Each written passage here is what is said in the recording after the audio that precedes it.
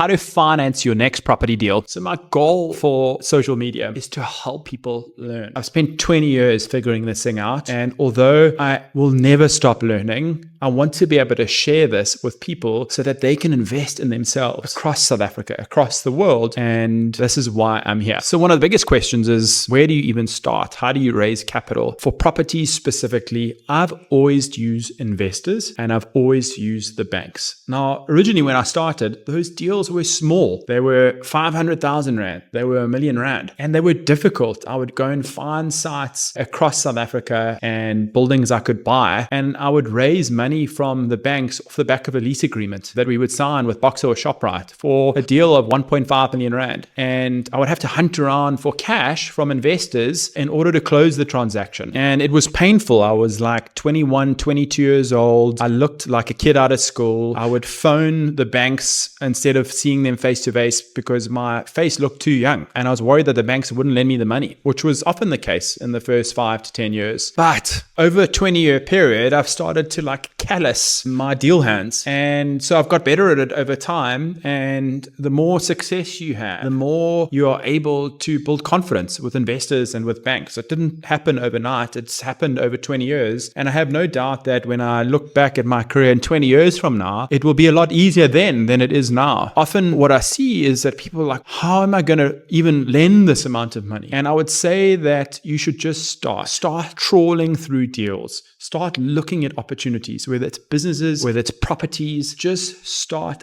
understanding the economic value of a property opportunity, of a business, of your side hustle, and go through the process of learning and failing. My old man was a bakkie builder. He had huge ups and downs, and he didn't have money. When he passed away, he had an overdraft, which I used to pay for his memorial expenses. And we had cars that were repossessed, and it sucked, man. I was like 22, 23 years old, and I was driving to work on a Monday after the Saturday that he passed away, and you become an adult quickly when stuff like this happens. My advice for anyone who's starting from zero is to just start. Don't try to look at 100 million Rand transactions and think this is never going to happen for me. Just start small. Look at properties on Prop24. Assess value. Go and walk the streets, knock on doors. Think about that side hustle. Build it on weekends or after hours until eventually you make mistakes long enough until it starts working. You don't have to come from a lot of capital to do well in life. You just need to have an insane amount of persistence and resilience, which I built over the last 20 years. And I hope to be here for you so that when I share videos, I can help in my own little way get you closer to where you want to go, because that is what this country needs, my friends, is ambition and grit and resilience. And that is what I'm here